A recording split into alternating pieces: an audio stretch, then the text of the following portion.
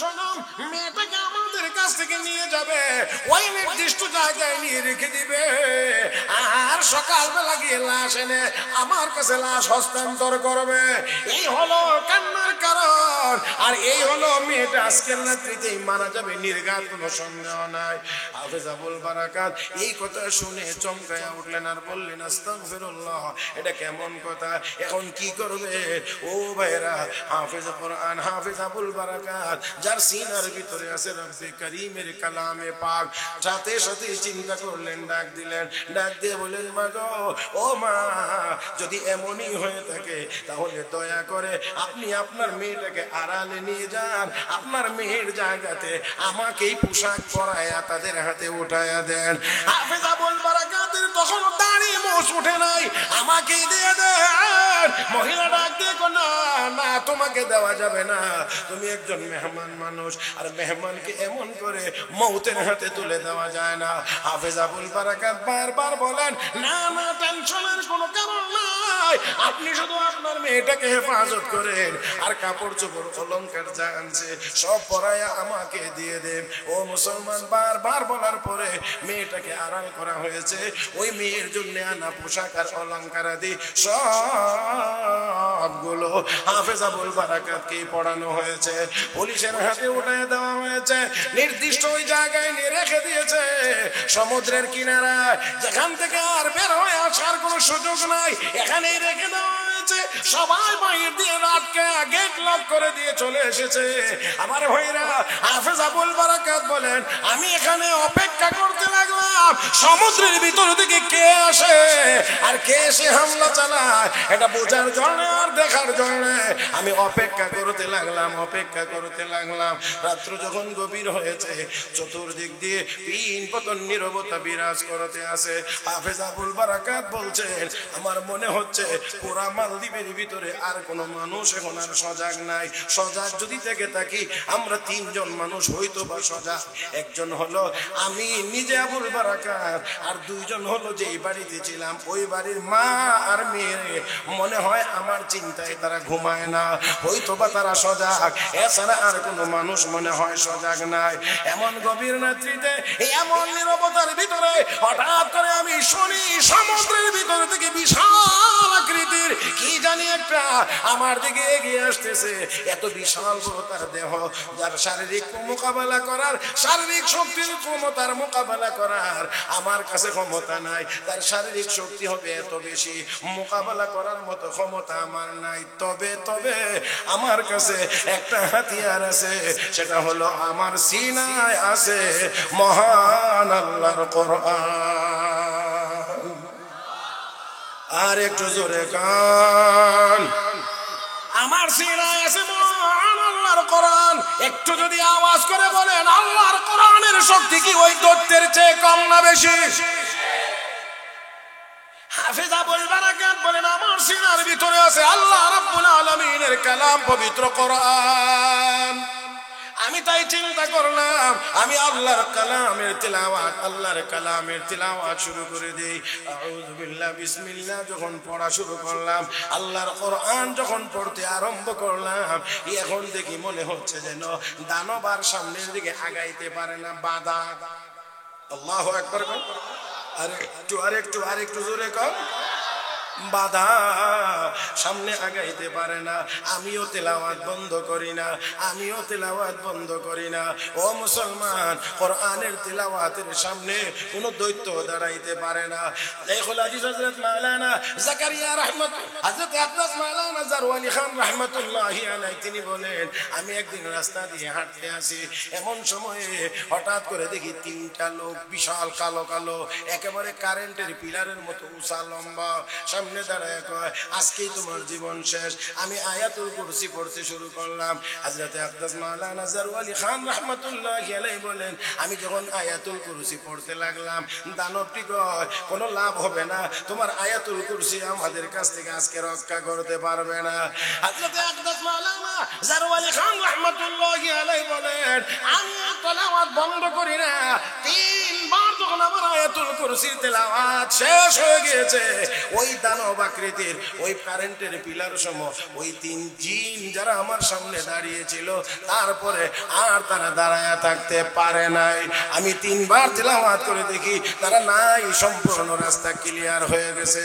চিৎকার মেরে এখন আল্লাহু আকবার। আমার ভাইরা, আমার বন্ধুরা, হাফেজ আবুল বারাকাত বলেন আমি তিলাওয়াত বন্ধ করি না, তিলাওয়াত চালু, তিলাওয়াত চালু, তিলাওয়াত চালু, তিলাওয়াত চলছে। আল্লাহর কোরআনের শক্তি ওই দানব মোকাবেলা করতে পারে না, সামনে আগাইতে পারে না। একটা পর্যায়ে গিয়ে দানব পরাজিত হইয়া সমুদ্রে ডুব দিয়েছে। মহান আল্লাহ কোরআনের তিলাওয়াতের বরকতে আমাকে ওই দানবের হাত থেকে হেফাজত করেছে। আমার ভাইরা, সকালবেলা লাশ আনার জন্য গেছে, প্রত্যেক বছরই তো লাশ আনতে যায়, এবার লাশ আনতে গেছে। মনে আছে কি আপনার? লাশ আনবে তো ছেলের লাশ আনবে না মেয়ের? মেয়ের লাশ আনতে গিয়েছে, কিন্তু আজকে গিয়ে দেখে মেয়েও নাই, মেয়ের লাশও নাই। ওই বাউন্ডারির ভিতরে একজন ছেলে দাঁড়িয়ে আছে,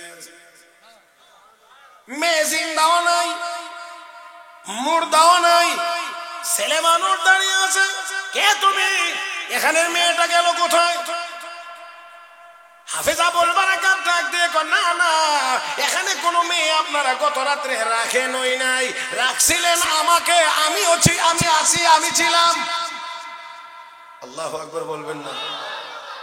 আপনারা তো আসলে কোনো মেয়েই রাখেন নাই, গত রাত আমাকেই রেখেছিলেন, আমি ছিলাম, আমি এখনো আছি। এটা কেমন কথা? এটা কেমন কথা? এটা কেমন কথা? ও মুসলমান, এবার তো তাদের দায়িত্ব হলো লাশ নিয়ে রাষ্ট্রীয় নিয়ম অনুযায়ী যেখানে নেওয়ার সেখানে নিতে হবে। এখন হাফেজ আবুল বারাকাতকে বলা হচ্ছে, আমরা তো তাহলে তোমাকে ছেড়ে দিতে পারবো না, কারণ আমাদের দায়িত্ব হলো লাশ নিয়ে যাওয়া। এখন যদি এমনই হয়ে থাকে তাহলে তোমাকেই নিয়ে যেতে হবে, আর তোমাকে নিয়ে রাজ দরবারে হাজির করতে হবে। ঠিক আছে, হাফেজ আবুল বারাকাত মনে মনে চিন্তা করে, ভালোই হয়েছে, সুযোগ হয়েছে, ইসলামের দাওয়াত আর ইমানের দাওয়াতের কাজ একেবারেই হেড অফিস থেকে শুরু করব। আমার ভাইয়েরা, নেওয়া হয়েছে, জিজ্ঞাসাবাদ আরম্ভ হয়েছে। হাফেজ আবুল বারাকাতকে বলা হচ্ছে, তুমি কি এখানে ছিলা? বলে হ্যাঁ, আমি অবশ্যই ছিলাম, সারা রাত ছিলাম। বলে কেমনে কেমনে? বলে এইভাবে আমি এখানে ছিলাম। তো রাতের ভিতরে কি এমন কোন জিনিস তুমি দেখো নাই যা দেখলে ভয় লাগে? এমন কোনো কিছু কি দেখো নাই? আমার সামনে একজন আসতে চাইছিল, কিন্তু আমি যখন আল্লাহর কালাম তিলাওয়াত শুরু করে দিয়েছি, সে আর আগাইতে পারে নাই। ও বাদশাহ, সাথে আরেকটা কথা মনে রাখতে হবে আপনার, ও প্রেসিডেন্ট সাহেব, মনে রাখতে হবে, মুসলমান একমাত্র আল্লাহ ছাড়া আর কাউকে ভয় করে না।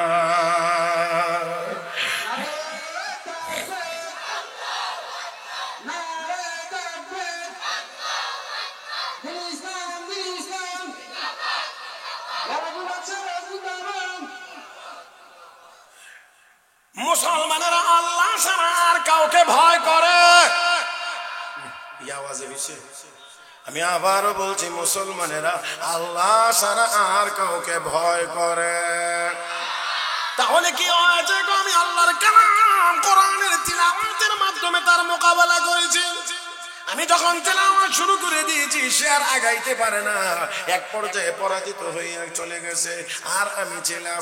এবার ডাক দেখো হাফেজ আবুল বারাকাত, এমনই যদি হয়ে থাকে তাহলে বলো, আগামী এমন একটি বিপদের রাত্রিতে আবারও যদি আমরা তোমাকে রাখতে চাই, তুমি থাকতে রাজি আছো কিনা?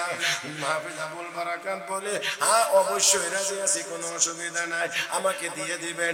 আবার সেই নির্দিষ্ট রাত যখন চলে এসেছে, হাফেজ আবুল বারাকাতকে সুন্দর করে সাজাইয়া আবার সেখানে রেখে দেওয়া হয়েছে। আবার সকালবেলা গিয়ে দেখে বহাল তবিয়তে আছে, কোনো সমস্যা নাই। এবার আবার আনা হয়েছে, ডাক দেখো হাফেজ আবুল বারাকাত বারাকাত, আজকের রাত্রটা কেমন কাটলো? ডাক দিয়ে কই শোনেন, আমি তো আগের মতোই মনে মনে ভাবছি আজকেও আসবে, আর আমাকে আল্লাহর কোরআন তিলাওয়াত করে তার মোকাবেলা করতে হবে। কিন্তু আমি সারা রাত ছিলাম, সারা রাতের ভিতরে আমি কাউকে আমার সামনে আসতে দেখি না।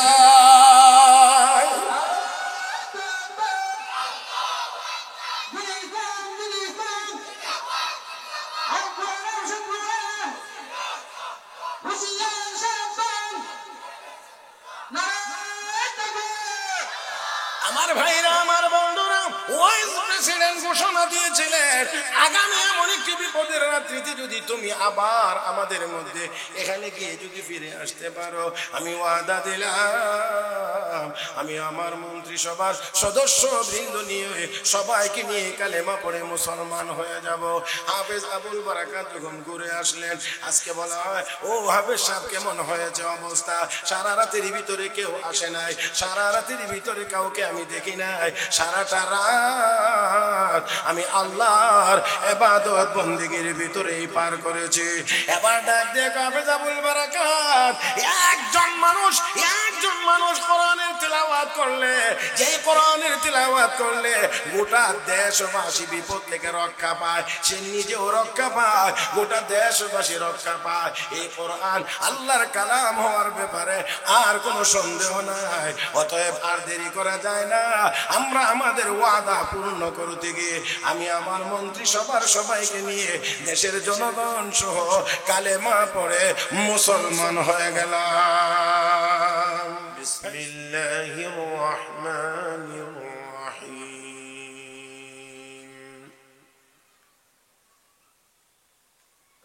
উতল মা উহিয়া ইলাইকা মিনাল কিতাবি ওয়া আকিমিস সালাহ ইন্নাস সালাতা তানহা আনিল ফাহশাই ওয়াল মুনকার ওয়া লাযিকরুল্লাহি আকবার ওয়াল্লাহু ইয়া'লামু মা তাসনাউন।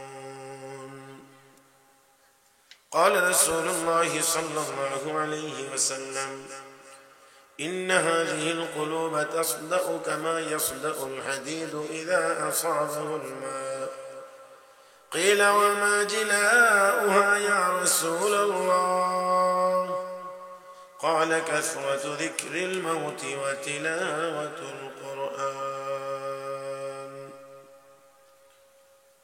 آمنت بالله صدق الله مولانا العظيم وبلغنا رسوله النبي الأمي الكريم ونحن على ذلك لمن الشاهدين والشاكرين والحمد لله رب العالمين. محبة الشتى شبي درود إبراهيم بري. اللهم صل على محمد وعلى آل محمد كما صليت على إبراهيم وعلى آل إبراهيم إنك حميد مجيد. اللهم بارك على محمد وعلى آل محمد كما باركت على إبراهيم وعلى آل إبراهيم إنك حميد مجيد.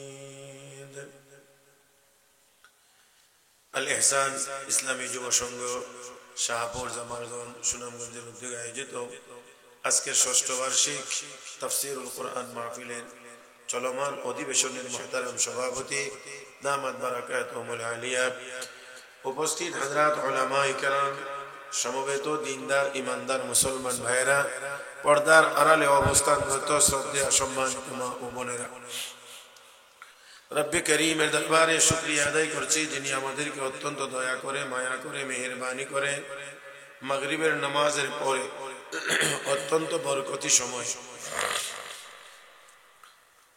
বরকতি মানুষদের সামনে বরকতি কিছু কথা বলবার এবং শুনবার জন্য একত্রিত হয়ে বসার তৌফিক দান করেছেন।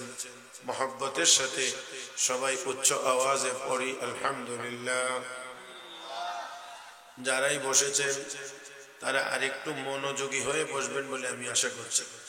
ডাইন বাম না দেখে একটু আপনারা আমার দিকে দেখবেন।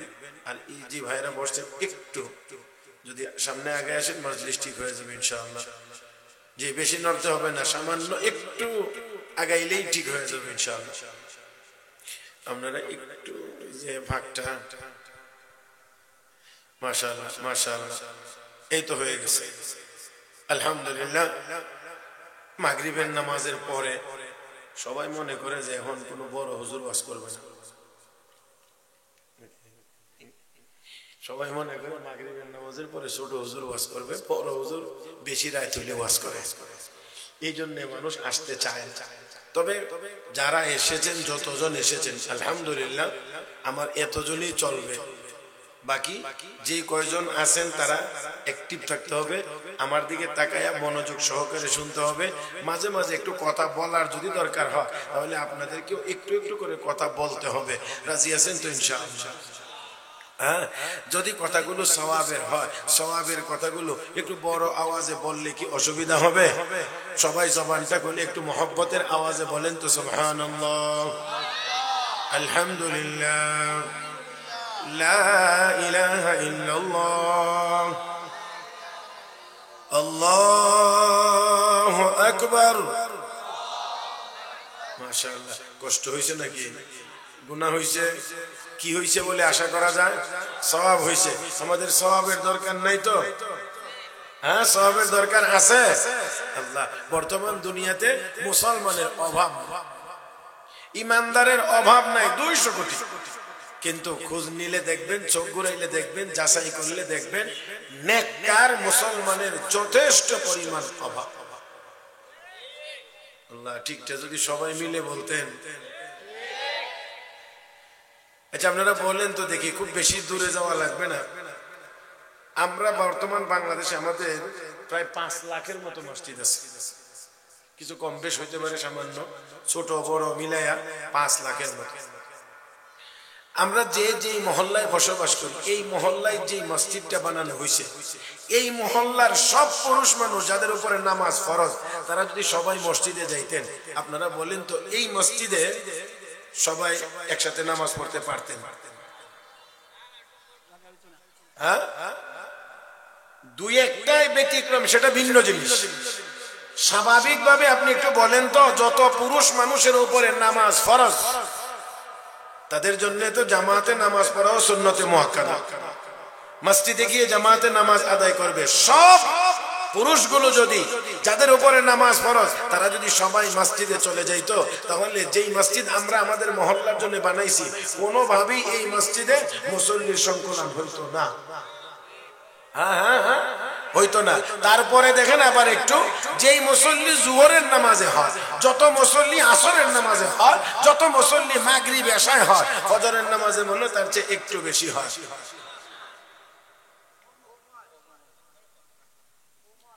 আল্লাহ, আমার কথা কি আপনারা বেজার হইতেছেন নাকি? বহু মসজিদ এমন আছে ইমাম আর মুয়াজ্জিন নয়। বাংলাদেশে এখনো এমন মসজিদ আছে, এমন জায়গা আছে ইমাম আর মুয়াজ্জিন, কোন মসজিদে মুয়াজ্জিনও নাই। ইমাম আর মুয়াজ্জিন একজনই, সব কাম একজনই করে, এই বেটা একলাই করে। হায়, তাহলে মুসলমান নামের মুসলমানের অভাব নাই, কাজের মুসলমানের যথেষ্ট পরিমাণ অভাব। কথাগণ যথেষ্ট পরিমাণ অভাব। যেদিন আমরা সব মুসলমান কাজের মুসলমান হতে পারবো, যেই দিন আমাদের ফজরের নামাজ আর জোহরের নামাজ আসরের নামাজের সব মুসল্লি সব নামাজে সমান হবে, যেই দিন মুসলমানের মসজিদে জুমার নামাজের মুসল্লি আর ফজরের নামাজের মুসল্লি সমান হবে, ওই দিন দুনিয়ার কোন কাফের বেঈমানকে আমাদের হুমকি দেওয়া লাগবে না। কোন কাফেরের বাচ্চাই আমাদের সামনে মাথা উঁচু করে দাঁড়াইতে পারবে না।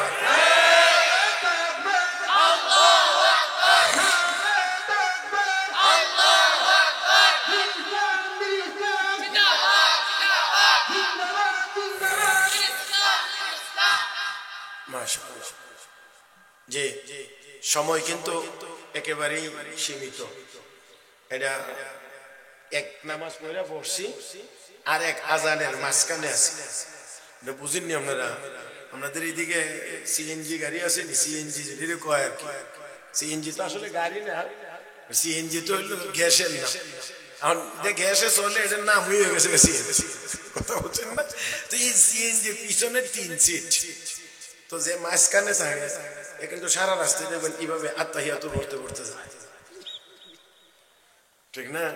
তার মানে কি, তার ডাইনে যাওয়ারও সুযোগ নাই, বামে যাওয়ারও সুযোগ নেই। তো আমরা এক নামাজ পড়ে বসছি, আবার আজান 6:45 আজান হবে, এই আজানের মাঝখানে আমরা আছি। তার মানে এর বাহিরে যাওয়ার আর তেমন সুযোগ নাই। এই জন্য সময়টাকে সর্বোচ্চ কাজে লাগাইতে হবে, একটা সেকেন্ডের জন্য নষ্ট না হয়। আমরা তো এখন মুসলমান সময় নষ্ট করার উস্তাদ। চার দোকানে বসে বসে গল্প করব, সময় নষ্ট করব, কিন্তু পাশেই মসজিদ, নামাজে যাব না। রাগ করেন না, রাগ করেন না, একটু উত্তর দিয়েন তাহলে। মসজিদের পাশেই চার দোকান, এখানে বসে বসে গল্প গুজব করে, আসরের সময় গিয়ে ঢুকছে, আসর গেছে, মাগরিব গেছে, এশা গেছে, এক ওয়াক্ত নামাজও মসজিদে যাওয়ার সুযোগ তার হয়। এমন মুসলমান একজন দুইজন না, 100-200 না, 1000-2000 না, লক্ষ লক্ষ মুসলমান পাওয়া যাবে মসজিদের পাশেই বসে বসে চা খাইতেছে, চার দোকানে টিভি দেখতেছে, কিন্তু মসজিদে যাওয়ার সুযোগ তার হয় না।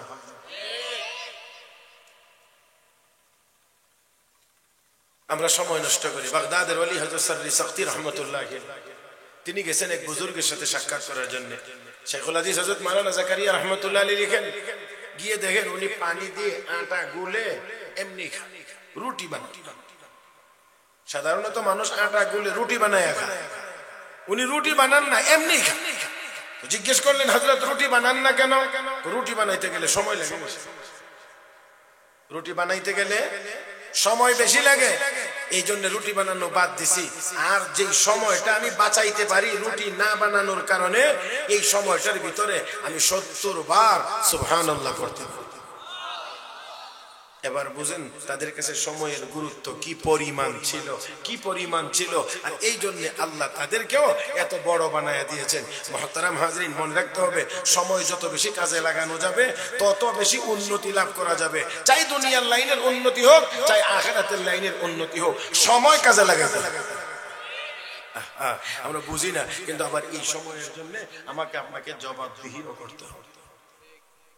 قال رسول الله صلى الله عليه وسلم: لا يزال قدم ابن آدم يوم القيامة حتى يسأل عن 5: عن عمره فيما أفناه، وعن شبابه فيما أبلاه، وعن ماله من أين اكتسبه وفيما أنفقه، وعن علمه ماذا عمل فيما علم، أو كما قال عليه الصلاة والسلام।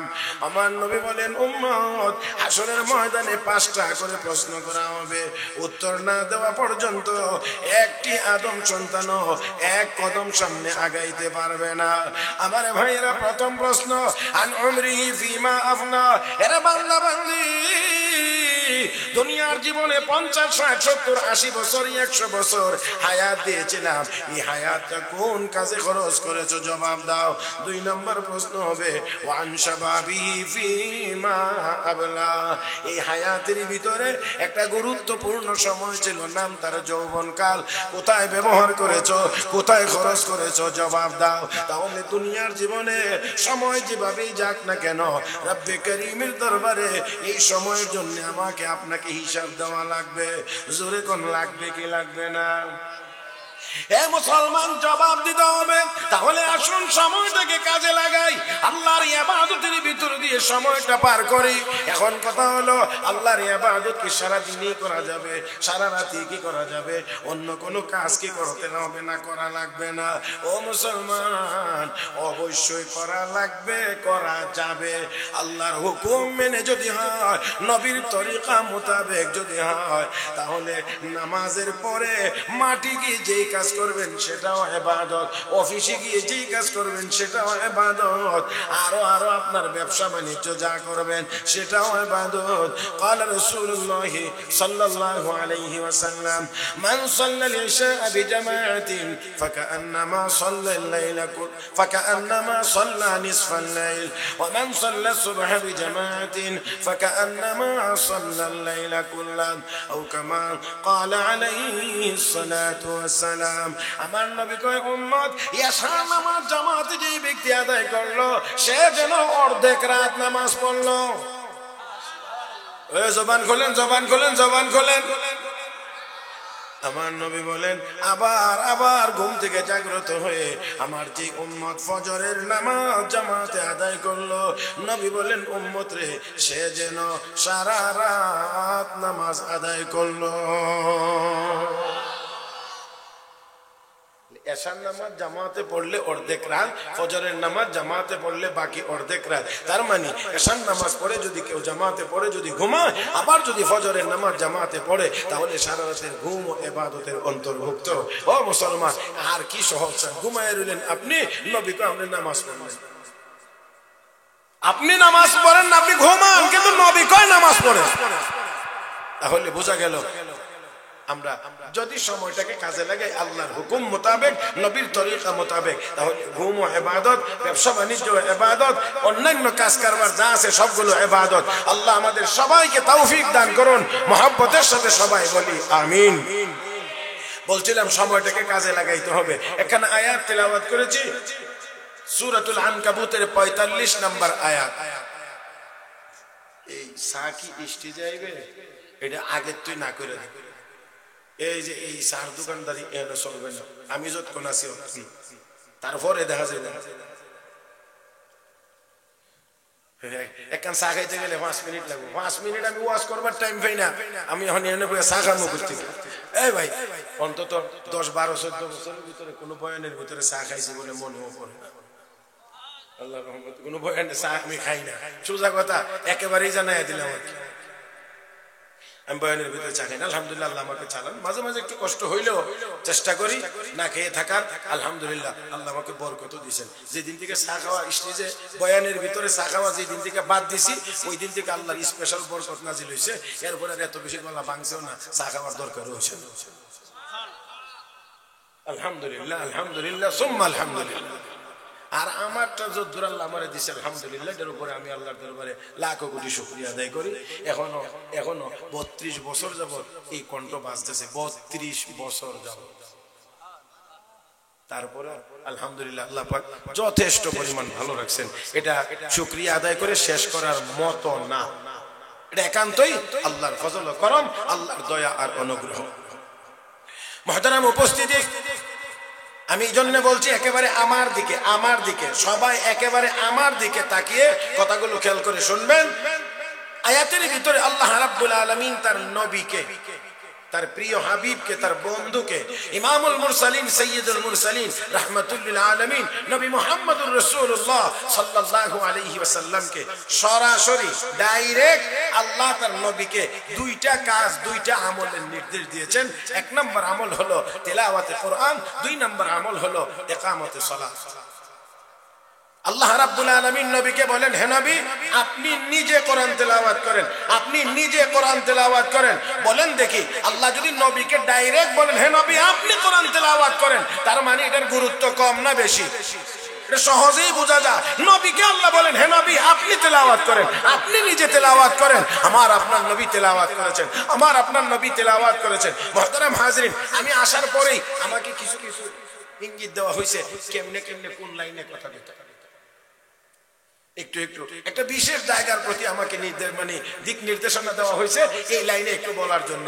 আমি আশা করি আপনারা আমার দিকে তাকায় খেয়াল করে শুনবেন, কারণ কথাগুলো আমি আশাবাদী যে আমরা যদি সবাই খেয়াল করে আমলের নিয়তে শুনি তাহলে অবশ্যই ফায়দা হইতে পারে। আশাবাদী ফায়দা হবে, কারণ আল্লাহর কোরআনে আল্লাহ বলছেন ফাযাক্কির ইন নাফআতিয যিকরা, আপনি নসিহত করেন অবশ্যই নসিহত উপকারী হবে।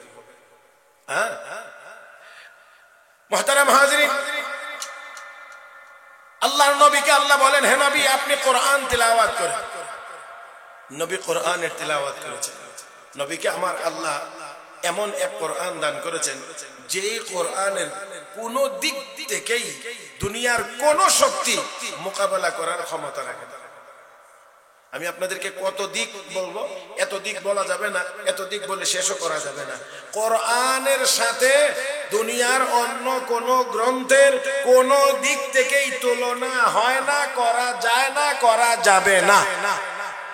আমি আপনাদেরকে আগেও আবারও বলছি যে এত দিক আমি দেখাইতে পারবো না। খেয়াল করে দেখেন, কোরআন আল্লাহর কালাম, দুনিয়াতে আর কোনোটা আল্লাহর কালাম না। কথা কয় না? তো আল্লাহ যখন থেকে আল্লাহর কালাম তখন থেকে, এই জন্য কোরআনের আগে পিছে কোনো সন তারিখ দেওয়া নেই। বুঝাইতে পারছি না? যত বই পুস্তক লেখা হয়েছে, যত কিতাবাদি লেখা হয়েছে, আপনি খুঁজলে পাবেন এই কিতাবটা কখন লেখা হয়েছে, কে লিখছে, কত সালে লিখছে। কিন্তু আমার আল্লাহ যখন থেকে, আমার আল্লাহর কালাম তখন থেকে, একটু কি বলতে পারবেন আল্লাহ কত সাল থেকে? তাহলে আমার আল্লাহ যখন থেকে, তার মানে অতীতে এমন কোনো সময় নাই, এমন কোনো অতীত নাই যেই সময়ে আল্লাহ ছিলেন না। আবার আমার আল্লাহ যতদিন আল্লাহর কালাম ততদিন। আওয়াজ করে বলুন, আল্লাহ কতদিন? বুঝেন নাই? তাহলে মনে হয় বুঝাইতে পারি নাই। আল্লাহ কতদিন থাকবেন আর?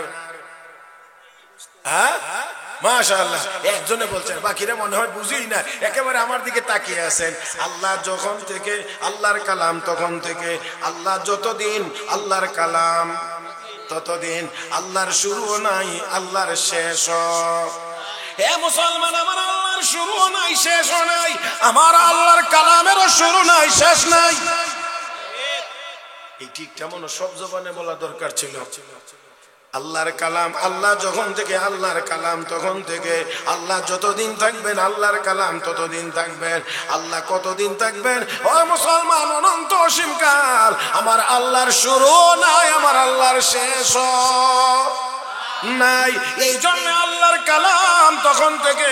আমার ভাইরা, আমার বন্ধুরা, দুনিয়ার কোন শক্তি, দুনিয়ার কোন অপশক্তি, দুনিয়ার কোন বাতিল আল্লাহর কালাম দুনিয়া থেকে চাইলেই উৎখাত করে দিতে পারবে না।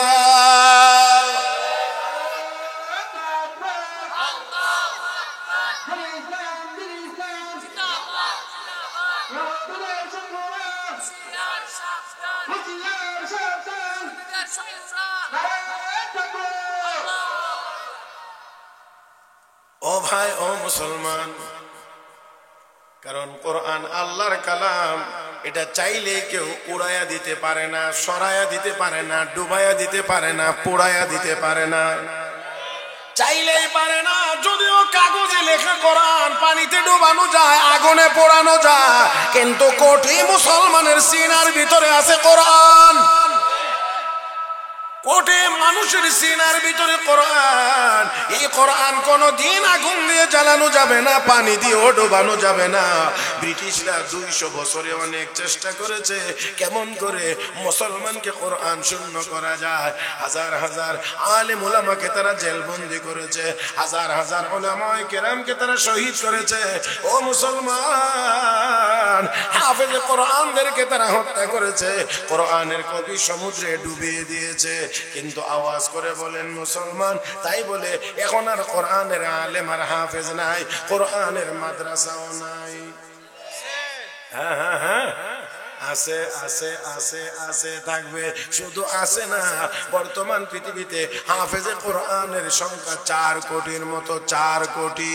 ও মুসলমান, আর যদি বলা 2024 সালের সেরা হাফেজ কোন দেশের, আমরা অত্যন্ত গর্ব করে বলতে পারি 2024 সালের সারা পৃথিবীর সকল হাফেজের মধ্যে শ্রেষ্ঠ হাফেজ হলো বাংলাদেশের।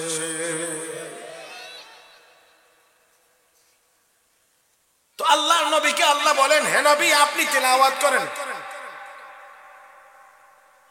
নবীর এই তেলাওয়াতের ভিতরে যা যা ছিল, এর মধ্যে একটা ছিল এই কোরআনের তেলাওয়াত কাফের বেঈমানরা শুনলে শুনেই কালেমা পড়ে মুসলমান হয়ে যেত।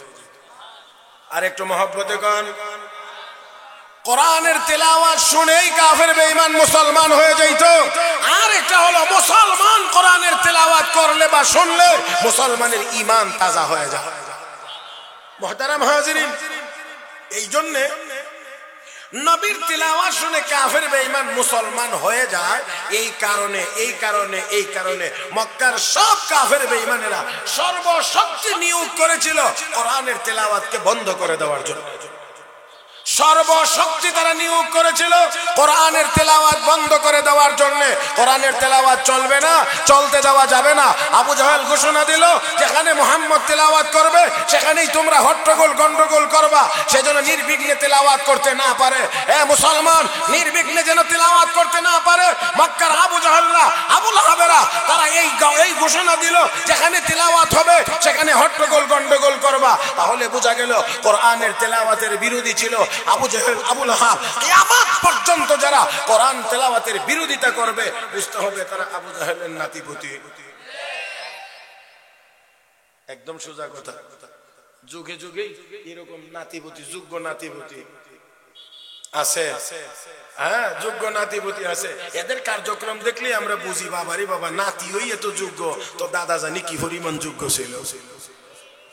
আমার কথা বুঝছেন না আপনারা? নাতি যদি এত যোগ্য হয়, তাহলে দাদা না জানি কি পরিমাণ যোগ্য ছিল। আমার ভাইয়েরা, মনে রাখতে হবে কোরআনের তেলাওয়াতের দ্বারা মন অন্তরের ময়লা দূর হয়, মুসলমান হয়, ঈমান আনে, কালেমাওয়ালা হয় মানুষ। আমার ভাইয়েরা, এই জন্য মক্কার কাফের বেঈমানেরা কোরআনের তেলাওয়াতের বিরোধী ছিল।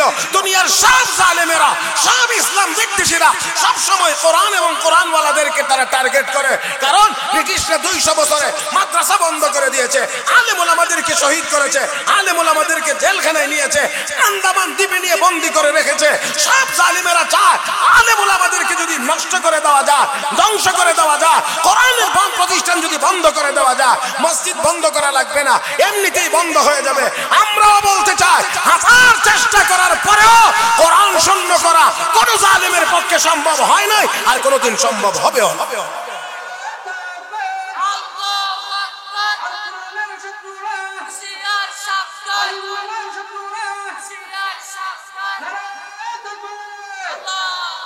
এখানে একজন, এখানে আরেকজন না, বাকি এরারে সাথে নিতে হবে। আপনারা কি একটু আল্লাহু আকবার বলতে পারবেন? সবাই মনে হয় না সবাই বলতে পারবেন করে লাগে। মুরব্বী বাবাজির একটু বলেন তো দেখি, বাবা একটু আল্লাহু আকবার বলতে পারবেন? পারবেন? একটু জোরে বলতে পারবেন? আল্লাহ, এই মুরব্বী বেটা যদি জোরে বলতে পারে, তো জোয়ানরা আমার জিগাইলে এটা জোয়ানরা মনে হয় অপমান হইব। আমার আর জিজ্ঞাসা করার দরকার নাই, জিজ্ঞাসা ছাড়া বলি, মুরব্বী যদি পারে তো যুবকেরা অবশ্যই পারবেন। একটু হাত তোলেন তো দেখে। রাখেন রাখেন রাখেন, আমি দিতে আসি। ডান হাত তোলেন, ডান হাত তোলেন, সোজা করেন, সোজা করেন। এবার একটু মুট করেন। দেখুন তো শক্তি কমছে না বাড়ছে? কথা কয় না, কমছে না বাড়ছে? তাহলে আমার সাথে কথা বলেন। জমিনে বসা আছেন, জমিন কার? আসমানের নিচে আছেন, আসমান কার? চন্দ্র সূর্যের আলো গ্রহণ করেন, চন্দ্র সূর্য কার? আয় যে অক্সিজেন নেন, বাতাস, এই বাতাস কার? আমরা কার? তাহলে আল্লাহর নামের আওয়াজ হবে আস্তে না জোরে? রেডি? একজনে করেন, একজনে। এখান থেকে কি উত্তর দিবেন না? উত্তর সবাই মিলে দিবে।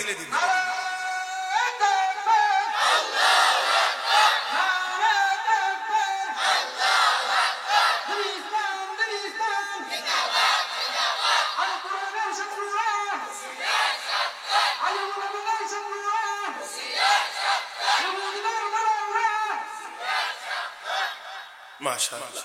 এখন গিয়ে হইছে ওই যারা যে সার কাপ সমাইতেছে, এটি হেন সর্বনাশ না গিয়ে দি ঠকলাম, মাঠে তো সব মানুষ চলে গেছে। কথা বুঝেন নাই? বাস, আমার দিক সময় নষ্ট করা যাবে না। আল্লাহর নবীকে আল্লাহ নির্দেশ দিয়েছেন, হাবিব তেলাওয়াত করেন। নবী তেলাওয়াত করেছেন, শুধু তেলাওয়াত। আমি আবারও বলছি, আমার দিক তাকায়া শুনবেন। নবী শুধু তেলাওয়াত করেছেন, আর কোরআনের তেলাওয়াত শুনে শুনে অসংখ্য অগণিত কাফের বেঈমান কালেমা পড়ে মুসলমান হয়েছে। আমি আপনাদেরকে সাথে এই কথাও বলতে চাই, কোরআনে কারীমের তেলাওয়াতের এই অ্যাকশন, এই পাওয়ার নবীর জামানা পর্যন্তই শেষ না এখনো আছে? বলেন না, এখনো নাই না আছে? এখনো আছে, এখনো আছে। আমার ভাইরা, মিশরের তৎকালীন প্রেসিডেন্ট জামাল আব্দুল নাসির রাশিয়া সফরে গেছে মরহুম কারি আব্দুল বাসেতকে নিয়ে। তখন রাশিয়ার প্রেসিডেন্ট মিখাইল গর্বাচেভ, সোভিয়েত ইউনিয়নের সর্বশেষ প্রেসিডেন্ট। এই মিখাইল গর্বাচেভের সাথে বৈঠকের শুরুতে বলছেন, আমার কারি সাহেব একটু কোরআন তেলাওয়াত। ঠিক আছে। কারি আব্দুল বাসেত যখন কোরআন তেলাওয়াত শুরু করেছে, সুললিত কণ্ঠে তেলাওয়াত হয়েছে। ওই নাস্তিক প্রেসিডেন্ট মিখাইল গর্বাচেভ একেবারেই মনোযোগ সহকারে শ্রবণ করে তেলাওয়াত শেষ হলে তার মতামত ব্যক্ত করে বলছেন, প্রেসিডেন্ট সাহেব কি পড়ছে কিছু বুঝি নাই, কি পড়ছে কিছু জানিও না, বলতেও পারবো না, তবে এতটুকু বুঝেছি এই তেলাওয়াতের ভিতরে এই পরিমাণ আকর্ষণ, এই পরিমাণ পাওয়ার আছে, যেই পাওয়ারে আমার চোখ দিয়ে পানি বের হয়ে গেছে। রাহমাতুল লিল আলামিন কোরআনের তেলাওয়াত করেন, কাফের বেঈমানরা বাধা দিয়ে রাখে, এই জন্য যে তেলাওয়াত শুনলেই মুসলমান হয়ে যায়, ফিরায় রাখা যায় না, কারণ কোরআন কার কালাম। আওয়াজ করে বলেন কোরআন কার কালাম? হে মুসলমান, আমার আল্লাহর কালাম, আর তেলাওয়াত হয় নবীর জবানে। আল্লাহু আকবার কোন? আল্লাহর কালাম, আল্লাহর কালাম কোরআন কালামুল্লাহ, তেলাওয়াত করেন রাসূলুল্লাহ, কোরআন কালামুল্লাহ, তেলাওয়াত করেন রাসূলুল্লাহ। এই জন্য এর মজার পরিমাণ অনেক বেড়ে যায়। আল্লাহর কালাম আমার নবীর জবানে, রাতের অন্ধকারে, দিনের বেলা সারা দিন যারা আমার নবীর দুশমনি করে, বিরোধিতা করে, রাতের অন্ধকারে তারাই গিয়ে নবীর বাড়ির পাশে দাঁড়িয়ে দাঁড়িয়ে কোরআনের তেলাওয়াত শুনে। ও মুসলমান, তাও আবার সাধারণ মানুষগুলো না, নেতারা গিয়ে গিয়ে কোরআনের তেলাওয়াত শুনে। আমার যেখানে ওঠে সেখানে কোনো অন্ধকার থাকতে পারে না। আর একটু আওয়াজ করে বলেন, যত রকমের অন্ধকার আছে, যত ধরনের অন্ধকার আছে, সূর্য যদি উদয় হয়ে যায় কোন ধরনের কোন অন্ধকার থাকতে পারে না। আমার ভাইয়েরা, অন্ধকারের অনেক ধরন আছে, কিন্তু আলোর ধরন একটাই, আলো উঠবে সব অন্ধকার আপনা আপনি দূর হয়ে যাবে। তো রাসূল করিম সাল্লাল্লাহু আলাইহি ওয়াসাল্লামের প্রতি আল্লাহ রাব্বুল আলামিনের নির্দেশ হলো, হাবিব আপনি নিজে কোরআন তেলাওয়াত করেন। আমি আবারও বলছি, কোরআন তেলাওয়াতের ভিতরে যা যা আছে, কোরআনের তেলাওয়াতের ভিতরে যা আছে, এর মধ্যে অন্যতম হলো কোরআনের তেলাওয়াত শুনে কাফের বেঈমান মুসলমান হয়। কোরআনের তেলাওয়াত শুনে কাফের বেঈমান মুসলমান হয়, আর মুসলমানের ঈমান তাজা হয়। আজকে আমাদের ঘরে কোরআনের তেলাওয়াত নাই, গানে ভরে গেছে, এই জন্য ঈমান তাজা নাই, ঈমান দুর্বল হয়ে গিয়েছে। কোরআন ভিতরে থাকবে, সিনা, এই সিনা থাকবে সবল, এই সিনা থাকবে সাহসী। আল্লাহ, আমি আবারও বলছি, আপনারা আমার কথাগুলো খেয়াল করে বুঝেন, কোরআন কার কালাম? তো আল্লাহর কালাম ভিতরে থাকা মানে আল্লাহ ভিতরে থাকা। যেই কলবের ভিতরে আল্লাহ থাকবে, সেই কলবের ভিতরে গায়রুল্লাহর ভয় থাকবে না, গায়রুল্লাহর ভয় থাকবে না। এই জন্য আপনাদেরকে একটা কথা বোঝানোর চেষ্টা করি, ব্রিটিশদের বিরুদ্ধে জনসভা আহ্বান করেছে মুসলমানেরা, আর ব্রিটিশ সরকার তখন ঘোষণা দিল, এই বিশাল জনসভায় যেই ব্যক্তির নাম সভাপতি হিসেবে প্রস্তাব করা হবে, ভালো করে বুঝবেন, যার নাম সভাপতি হিসেবে প্রস্তাব করা হবে তাকে হত্যা করা হবে, আর যেই লোকটা সভাপতির নাম প্রস্তাব করবে তাকেও হত্যা করা হবে। কথা বুঝছেন না? একজনের দাঁড়ায় কয় না, আমি প্রস্তাব করলাম আজকের এই অনুষ্ঠানে সভাপতিত্ব করবেন অমুক, তো যে প্রস্তাব করবে তাকেও মারবে, যার নাম প্রস্তাব করা হবে তাকেও মারবে। শাইখুল আরবুল আজম আওলাদ রাসূল সৈয়দ হুসাইন আহমদ মাদানী নওয়ারাল্লাহু মারকাদাহু হাতে মাইক নিয়ে মঞ্চে গিয়ে দাঁড়িয়ে বললেন, আজকের এই অনুষ্ঠানের সভাপতিত্ব আমি করব। আমি বুঝাইতে পারছি কিনা জানি না। তারা মারবে কয়জন? দুইজন। তারা ঘোষণা করছে যে প্রস্তাব করবে তাকেও মারবে, যার নাম সভাপতি হিসেবে প্রস্তাব করা হবে তাকেও মারবে। তাহলে মারবে কয়জন? দুইজন। এখন হুসাইন আহমদ মাদানী রহমাতুল্লাহ আলাইহি চিন্তা করলেন, এত সহজে দুইজন মরে লাভ কি? মরলে একজন মরবে, তবু আরেকজন মুসলমান জিন্দা থাকবে তাদের মোকাবেলা করার জন্য। এই জন্য তিনি নিজেই দাঁড়িয়ে গিয়ে বললেন, আমি হুসাইন আহমদ এই অনুষ্ঠানের সভাপতিত্ব করব। এক নাম্বার হলো বুঝাইয়া দিলেন, মারলে আমাকে মারো, তোমাদের মোকাবেলায় আরেকজন মুসলমান জিন্দা থাকবে। আর দুই নাম্বার হলো মৌতের কোনো ভয় যে নাই, এটা বুঝাইয়া দিয়ে বললেন, মারবা নাই তো মারো। ও মুসলমান, তাহলে এই সিনার ভিতরে আর কি ছিল? আর তো কোনো কিছু ছিল না, ছিল তো কোরআনের ইলম, হাদিসের ইলম। এই ইলম ছিল। রওজায়ে আতহারের পাশে হাদিস পড়ান, বুখারী শরীফ পড়ান, নবী রওজা শরীফে জিন্দা হায়াতুন নবীর এই মাসআলা যখন এসেছে তখন ওই দেশের কোন ছাত্র বারবার প্রশ্ন করতেছিলেন নবী কবরে রওজা শরীফে কিভাবে এই শরীর নিয়ে জিন্দা, এটা কিভাবে বুঝাইতে যখন বুঝে আসে না, সর্বশেষ একটু জালালিয়তের মধ্যে চলে আসছেন হযরত হুসাইন আহমদ মাদানী রাহমাতুল্লাহ আলাইহি। অতঃপর তিনি বললেন, এই দেখো রওজায়ে আতহারের নবী জিন্দা। আমার ভাইয়েরা, এই দেখো বলছিলেন ওই সময়ের সকল ছাত্ররা, তখন রওজায়ে আতহারের ভিতরে আমার নবীকে সশরীরে জিন্দা অবস্থায় তারা দেখতে পেয়েছে। শক্তি আর কি, মঞ্চে গেছেন ভাষণ দেওয়ার জন্য, সমাবেশে যোগ দিয়েছে, লোকেরা হযরত আমরা কি এই অল্প মানুষ নিয়ে টিকে থাকতে পারবো, এখানে এটা করতে পারবো? হযরত চাদরের নিচ থেকে কাফনের কাপড় বের করে দেখাইয়া কয়, আমি সাথে কাফনের কাপড় নিয়েই এসেছি। আল্লাহু আকবার, আল্লাহু আকবার। আমার ভাইরা, এই কোরআন আমাদের সিনায় না থাকার কারণে আজ আমাদের পাশের দেশ থেকে হুমকি দেয়, দুই একটা ছাগল পাগলে একটু নাড়াচাড়া দেয় আর কি, দেখে এই দেশে নিয়ে হামলা করা যায়। কথা কয় না, দুর্বলতার সুযোগ নেই। আমরা আসুন আজকে থেকেই নিয়ত করি, আমরা কোরআনের পক্ষে থাকবো ইনশাআল্লাহ। কোরআনের তিলাওয়াত করব, যতটুকু জানি কোরআন অনুযায়ী চলবো, তাহলে অবশ্যই তারা আর আমাদের দিকে বাঁকা চোখে তাকাইতে পারবে না।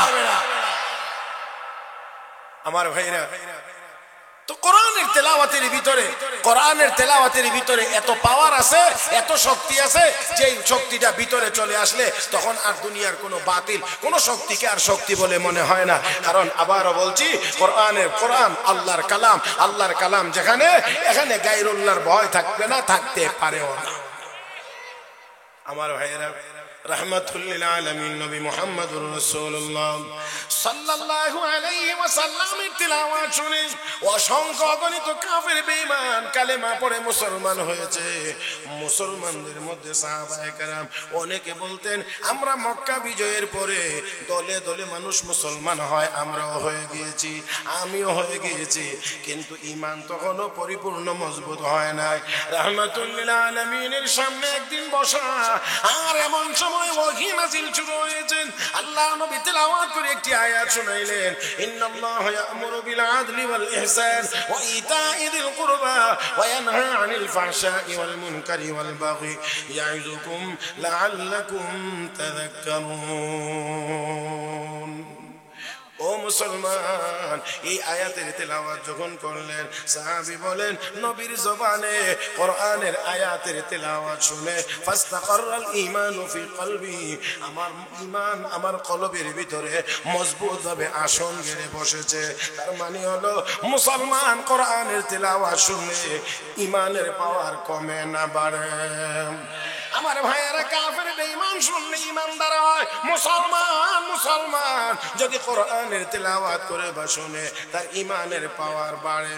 রব্বে কারীম বলেন, ইন্নামাল মুমিনুনা আল্লাযীনা ইযা যুকিরাল্লাহু ওয়াজিলাত কুলুবুহুম ওয়া ইযা তুলিয়াত আলাইহিম আয়াতুহু যাদাতুহুম ঈমানা ওয়া আলা রাব্বিহিম ইয়াতাওয়াক্কালুন।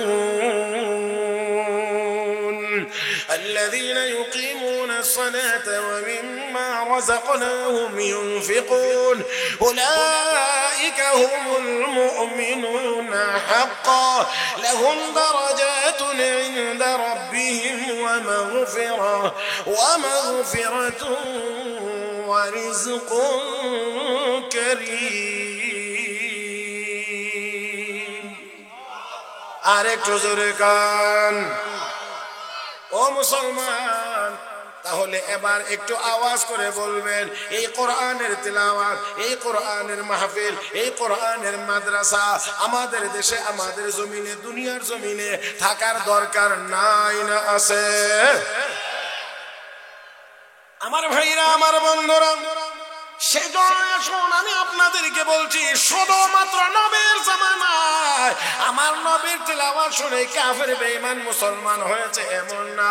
ও বন্ধুরা, এই ধারাবাহিকতা ছিল, এখনো আছে। কিয়ামত পর্যন্ত এই কোরআনের তিলাওয়াতের দ্বারা মানুষ মুসলমান হবে। আমাকে যেই কথাটি বলার জন্য বারবার বলা হয়েছে, আমি আপনাদেরকে ঐতিহাসিক সেই ঘটনাটা আপনাদেরকে আজকে শোনাইতে চাই।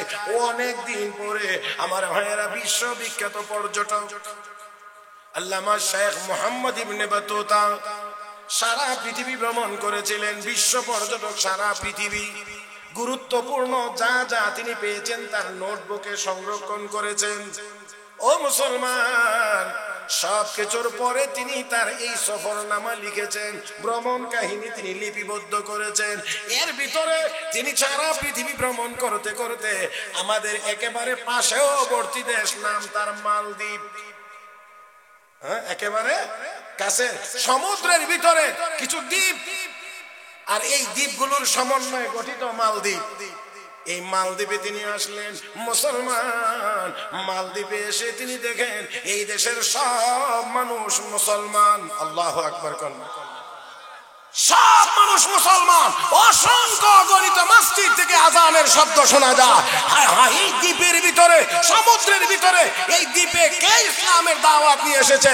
নিশ্চয় আল্লাহর কোনো না কোনো বান্দা তো ঈমান আর ইসলামের দাওয়াত নিয়ে এই জমিনে এসেছে, অবশ্যই। না হয় কেমন করে তারা মুসলমান হয়েছে? আমার বন্ধুরা, তাই ওনার ভিতরে এই আগ্রহ জন্ম নিয়েছে, এই সমুদ্রের ভিতরে, এই ছোট ছোট ভূখণ্ডে ইসলামের দাওয়াত কেমন করে পৌঁছলো, কে নিয়ে আসলো দাওয়াত। উনি এটা খুঁজে বের করার চেষ্টা করলেন, আস্তে আস্তে করে জানার চেষ্টা করলেন কেমন করে এই দেশে ইসলামের আগমন হয়েছে। মুহতারাম হাজিরিন, উনি খোঁজ খবর নিতে লাগলেন, মুরব্বীদের কাছ থেকে শুনলেন, আলেম ওলামাদের কাছ থেকে জানা শুরু করলেন, সকলের কাছ থেকে জানতে সর্বশেষ তিনি যা গিয়া পাইলেন সেটা হলো এরকম যে আল্লাহর বান্দা যান তিনি জানতে পেরেছেন তা হলো যে এই দেশের মানুষ এক সময় সবাই মূর্তি পূজারী ছিল। ইসলাম এই দেশে কেমন করে আগমন করেছে তারা আল্লামা মুহাম্মদ ইবনে বাতুতা শোনেন। সামুদ্রিক একটি জাহাজ, সেই আরব দেশের একটি জাহাজ, যে জাহাজে করে ব্যবসা বাণিজ্যের জন্য লোকেরা আমাদের এই সমুদ্র দিয়ে যাচ্ছিল, ঝড়ের কবলে পড়ে জাহাজ ডুবে গিয়েছিল, সকল প্যাসেঞ্জারই মারা গিয়েছিল। একজন মাত্র প্যাসেঞ্জার নদী সাঁতরায়া আমাদের দেশে এসে উঠতে পেরেছিলেন। যিনি উঠেছিলেন তিনি ছিলেন একজন হাফেজ কোরআন, তার নাম ছিল হাফেজ আবুল বারাকাত। একজন মাত্র হাফেজ কোরআন। এই হাফেজ আবুল বারাকাত অল্প বয়সী, বয়স বেশি না, তখনও দাড়ি মুছ ভালো করে উঠে নাই, দাড়ি মুছও উঠে নাই, এরকম একজন হাফেজ কোরআন কোন রকম নদী এই সাগর পাড়ি দিয়ে সাঁতরাইয়া কোন রকম এই নদী সাগরের কিনারায় এই ভূখণ্ডে এসে উঠতে পেরেছিলেন। এই হাফেজ আবুল বারাকাত না চিনে না কেউ, না জানে কেউ, না ভাষা বুঝে, না কোনো কিছু বুঝে, এখানে এসে মানুষের কাছে গিয়ে একটু আশ্রয় চায়। এখন আশ্রয় সবাই দিতে জানে না, দিতে পারে না, কারণ কথা বুঝে না, আর ভাষা তো বুঝার কথা না। আমরা ব্রাহ্মণবাড়িয়া থেকে আসলেই সুনামগঞ্জের অনেক কথা বুঝি না, ব্রাহ্মণবাড়িয়া থেকে আসলে সুনামগঞ্জের অনেক কথা বোঝা যায় না, অনেক কথা আছে অনেকে বুঝবে না। আমরা তো বেশি আস্তে বুঝি। সিলেটের এখনো কিছু, পূর্ব সিলেটে কিছু জায়গা আছে, ওনাদের যদি নিজেরা কথা বলা শুরু করে তো অনেক শব্দই বোঝা কঠিন হয়ে যায়। কথা না আছে এখনো অনেক এরকম কিছু জায়গা আছে। তো আমরা দুনিয়াতেই অনেক কথা, অনেকের কথা বুঝি না। চট্টগ্রাম গেলে তো উভয়ই নেই। সুবহানাল্লাহ, এটা কি কোন ভাষা আল্লাহই জানে। আমি একবার বলছিলাম যে আপনাদের ভাষার চেয়ে তো ইংরেজিটা সহজ, আমরা একটা ইংরেজির চেয়েও কঠিন। কারণ ইংরেজির ভাষা শব্দের মানে ডিকশনারি আছে, না বুঝলে ডিকশনারি দেখে বোঝা যায়, কিন্তু আপনাদেরটা তো ডিকশনারিও নাই, বুঝবার কোনো কায়দাও নাই। আমরা এদের বলি কাপড়, তারা আঞ্চলিক ভাষায় খড়, কথা বুঝেন নাই। ছাগল রে কসল, কই ছাগল আর কই সল, কোথায় কাপড় আর কোথায় খড়, আপনি কেমন করে বুঝবেন তাদের ভাষা আমার ভাইয়েরা। তো তারপরেও এক এক অঞ্চলের এক এক রকম, এক অঞ্চলের মানুষ আরেক অঞ্চলে গেলে কথা ভালো করে বুঝে না, এরকম স্বাভাবিক, একেবারেই স্বাভাবিক। আর সে আসছে আরব দেশ থেকে আসছে মালদ্বীপে, কথা বুঝে না, বিভিন্ন জায়গায় যায়, কেউ আশ্রয় দেয় না, আশ্রয় দিতে রাজি হয় না। ও মুসলমান, এইভাবে ঘুরে ঘুরে সর্বশেষ এক বিধবা মহিলার বাড়িতে গিয়ে উঠেছে। আল্লাহর বান্দা হাফেজ আবুল বারাকাত কে বুঝাইতে চাইলেন, আমাকে একটু আশ্রয় দেন। তখন ওই মহিলা বুঝাইতে চাইল, বাবারে আমি কি করে তোমাকে আশ্রয় দেব, আমার স্বামী নাই, আমার কোনো উপযুক্ত ছেলেও নাই, একটা মাত্র মেয়ে আছে, আর কোনো কিছুই নাই, আমি আর তোমাকে কেমন করে আশ্রয় দেব।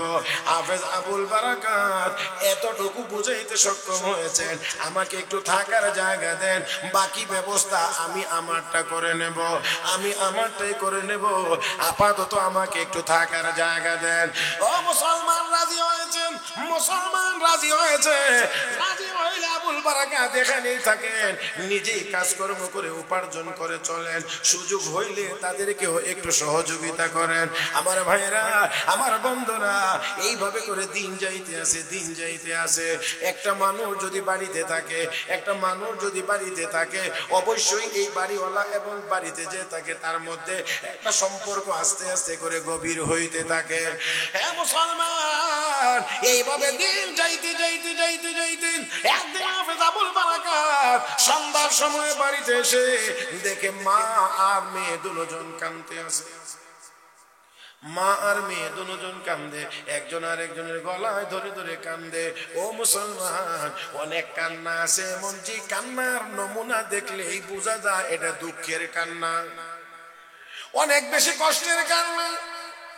এই জন্য দুজন মা আর মেয়ে মন করে কান্দে। হাফেজ আবুল বারাকাত জিজ্ঞেস করেন, কেন কান্দ? জবাব দেয় না। কেন কাঁদতেছেন বলেন একটু, কান্নার কারণ কি? জবাব দেয় না। বারবার বলার পরে বলতেছেন, ও আবুল বারাকাত, কান্নার কারণ হলো তুমি তো জানো আমার এই মেয়েটা একমাত্র আমার আদরের সন্তান, আমার তো আর কিছুই নাই, কিন্তু আমার এই আদরের সন্তানটা আজকের রাতে নির্ঘাত মারা যাবে, এই জন্যে মা আর মেয়ের জীবনের শেষ দেখা, তাই এইভাবে করে একজন আরেকজনকে ধরে ধরে কান্না করতে আসি। ও মুসলমান, হাফেজ আবুল বারাকাতের ভিতরে চিন্তা লাগলো, মানুষ মরতেই পারে, অবশ্যই মরতে পারে, এক রাত লাগে না মরার জন্য, আধা রাত্র লাগে না, এক মিনিটও লাগে না, আমার আল্লাহ চাইলে আরো দ্রুত সময়ের ভিতরেই নিয়ে যাইতে পারেন, কিন্তু আজকের রাত্রিতেই মারা যাবে এটা তারা কেমন করে বুঝতে পারলো আজকের রাত্রিতেই মারা যাবে? এই জন্য বারবার জিজ্ঞেস করছেন, ও আল্লাহর বান্দি বলেন কেমন করে জানতে পারলেন, বুঝতে পারলেন আজকের রাত্রিতেই আপনার মেয়েটা মারা যাবে, আজকের রাত্রিতেই মেয়ে মারা যাবে? এ আবুল বারাকাত শোনো, কেমন করে? এই যে দেখো পুলিশ চলে এসেছে। তো পুলিশ আসছে, কি হয়েছে? শোনো শোনো, আমাদের এই মালদ্বীপে সমুদ্রের ভিতর থেকে একটি দৈত্য এসে, দানব এসে প্রত্যেক বছর এই হামলা চালায়, তার হামলার ভয়ে আমরা আতঙ্কিত হয়ে থাকতাম, সবাই মিলে একটা বুদ্ধি করলাম, এই জন্যে যাতে করে এই হামলা থেকে বাঁচা যায় বলে কি সবাই মিলে সমুদ্রের কিনারায় একটা নির্দিষ্ট জায়গা করে রেখেছে, ওই জায়গাতে নির্দিষ্ট এমন একটি দিন আসলে আমাদের দেশের সবচেয়ে একজন মেয়েকে সুন্দর করে সাজাইয়া, সবচেয়ে বেশি সুন্দর করে সাজিয়ে গুছিয়ে ওই জায়গাতে নিয়ে দেওয়া হয়। দানবটি যখন আসে, দানবটি এসে ওই মেয়েটার সাথে তার যা খারাপ কিছু ইচ্ছা হয় করে, মেয়েটাকে হত্যা করে চলে যায়। এই একজনের বিনিময়ে আমরা পুরা মালদ্বীপবাসী রক্ষা পাই। আর এই মেয়েটাও হতে হবে একটি বিশেষ গুণের অধিকারী, বলে সেই গুণটা আবার কি? সেটা হলো মার একমাত্র মেয়ে হওয়া লাগবে, মার একমাত্র মেয়ে হওয়া লাগবে। আর এই একমাত্র মেয়ে এটা আবার নির্ধারণ করা হয় লটারির মাধ্যমে। আজকের রাত্রিতেই সেই বিপদের রাত, এই জন্য লটারিতে আমার মেয়ের নাম এসেছে, রাষ্ট্রীয় পোশাক নিয়ে পুলিশ চলে এসেছে, এখন সাজিয়ে গুছিয়ে তাকে তাদের হাতে উঠাইয়া দিতে হবে। আব্দুল ওয়াহাব, হে আবুল বারাকাত শোনো, মেয়েটাকে আমাদের কাছ থেকে নিয়ে যাবে, ওই নির্দিষ্ট জায়গায় নিয়ে রেখে দিবে, আর সকালবেলা গিয়ে লাশ এনে আমার কাছে লাশ হস্তান্তর করবে। এই হলো কান্নার কারণ। আর এই হলো মেয়েটা আজকের রাত্রিতেই মারা যাবে, নির্ঘাত কোনো সন্দেহ নাই।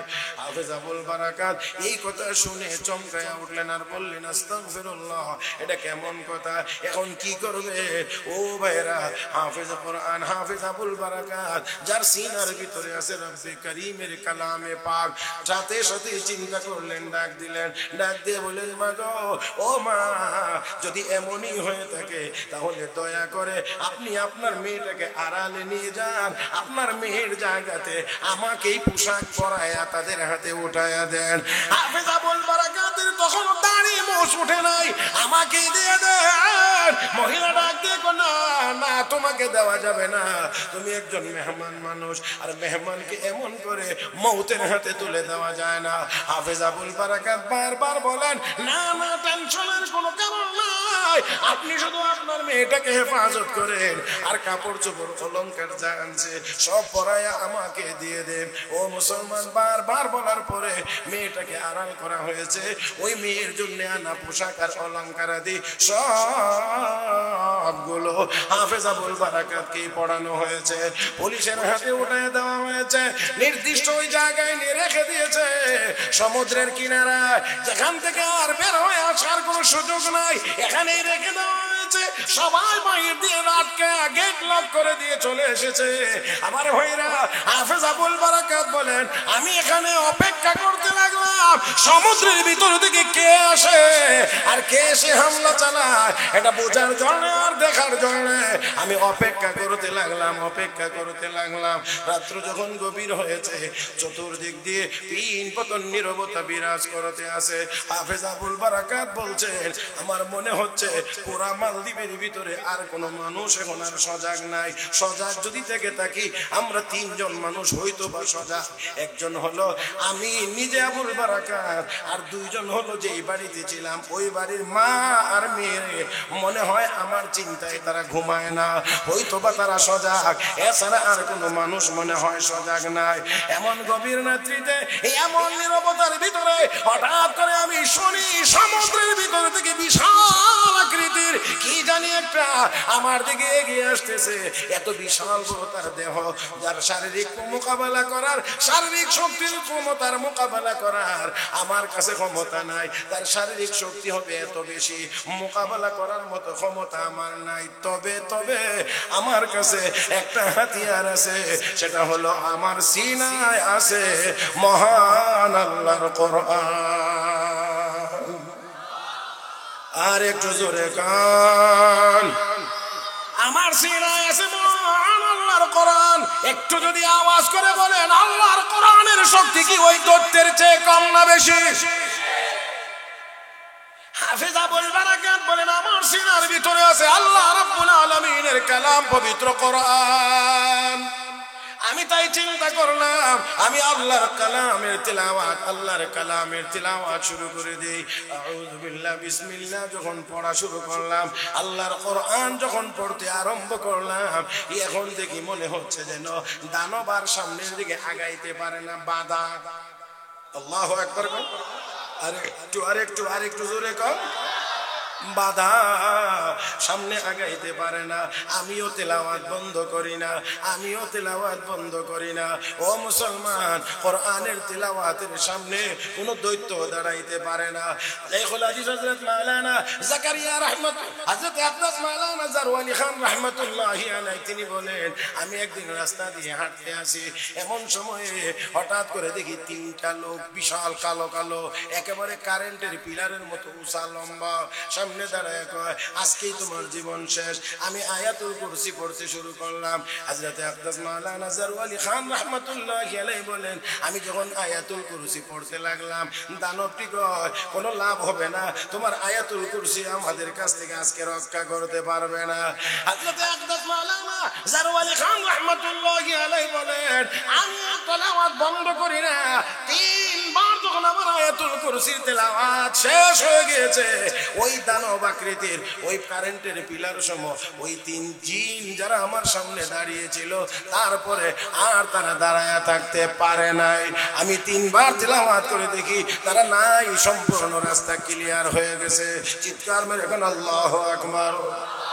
আমার ভাইরা, আমার বন্ধুরা, হাফেজ আবুল বারাকাত বলেন আমি তিলাওয়াত বন্ধ করি না, তিলাওয়াত চালু, তিলাওয়াত চালু, তিলাওয়াত চালু, তিলাওয়াত চলছে। আল্লাহর কোরআনের শক্তি ওই দানব মোকাবেলা করতে পারে না, সামনে আগাইতে পারে না।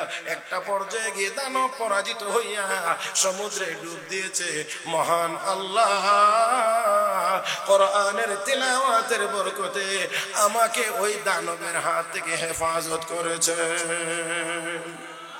আমার ভাইরা সকালবেলা লাশ আনার জন্য গেছে, প্রত্যেক বছরই তো লাশ আনতে যায়, এবার লাশ আনতে গেছে। মনে আছে কি আপনার? লাশ আনবে তো ছেলের লাশ আনবে না মেয়ের? মেয়ের লাশ আনতে গিয়েছে, কিন্তু আজকে গিয়ে দেখে মেয়েও নাই, মেয়ের লাশও নাই। ওই বাউন্ডারির ভিতরে একজন ছেলে দাঁড়িয়ে আছে, মেয়ে জিন্দাও নাই, মুর্দাও নাই, ছেলে মানুষ দাঁড়িয়ে আছে। কে তুমি? এখানে মেয়েটা গেল কোথায়? হাফেজ আবুল বারাকাত ডাক দিয়ে না না, এখানে কোনো মেয়ে আপনারা গত রাত্রে রাখেনই নাই, রাখছিলেন আমাকে, আমি আছি, আমি ছিলাম। আল্লাহু আকবার বলবেন না? আপনারা তো আসলে কোনো মেয়েই রাখেন নাই, গত রাত আমাকেই রেখেছিলেন, আমি ছিলাম, আমি এখনো আছি। এটা কেমন কথা? এটা কেমন কথা? এটা কেমন কথা? ও মুসলমান, এবার তো তাদের দায়িত্ব হলো লাশ নিয়ে রাষ্ট্রীয় নিয়ম অনুযায়ী যেখানে নেওয়ার সেখানে নিতে হবে। এখন হাফেজ আবুল বারাকাতকে বলা হচ্ছে আমরা তো তাহলে তোমাকে ছেড়ে দিতে পারবো না, কারণ আমাদের দায়িত্ব হলো লাশ নিয়ে যাওয়া। এখন যদি এমনই হয়ে থাকে তাহলে তোমাকেই নিয়ে যেতে হবে, আর তোমাকে নিয়ে রাজ দরবারে হাজির করতে হবে।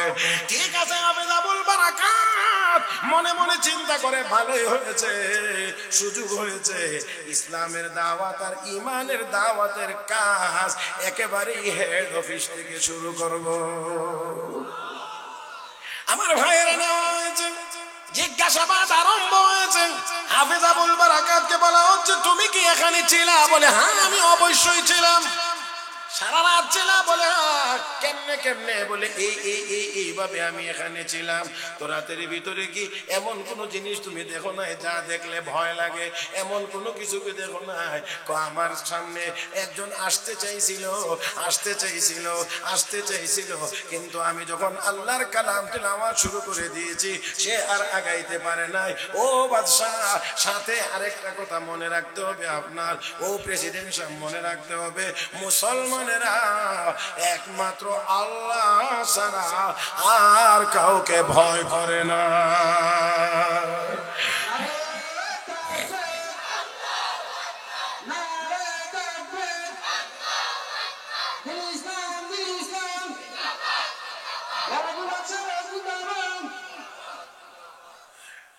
মুসলমানেরা আল্লাহ ছাড়া আর কাউকে ভয় করে।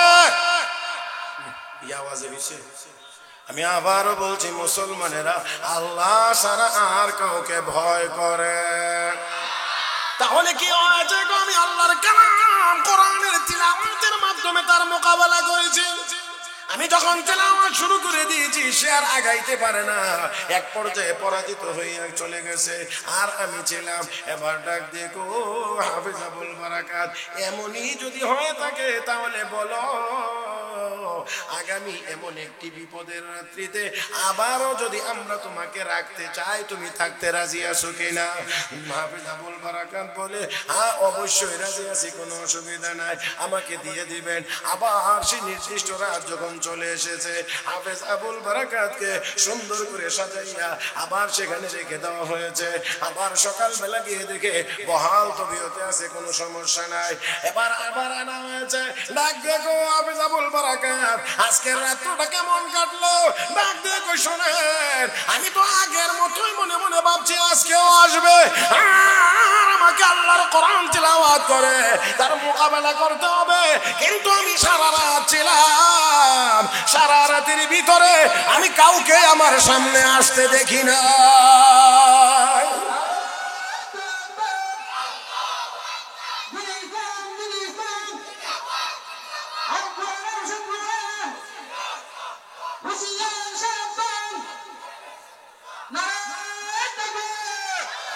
আমার ভাইরা, আমার বন্ধুরা, ওই বলেছিলেন, ঘোষণা দিয়েছিলেন, আগামী এমন একটি বিপদের রাত্রিতে যদি তুমি আবার আমাদের মধ্যে এখানে গিয়ে যদি ফিরে আসতে পারো, আমি ওয়াদা দিলাম আমি আমার মন্ত্রিসভার সদস্য বৃন্দ নিয়ে সবাইকে নিয়ে কালেমা পড়ে মুসলমান হয়ে যাব।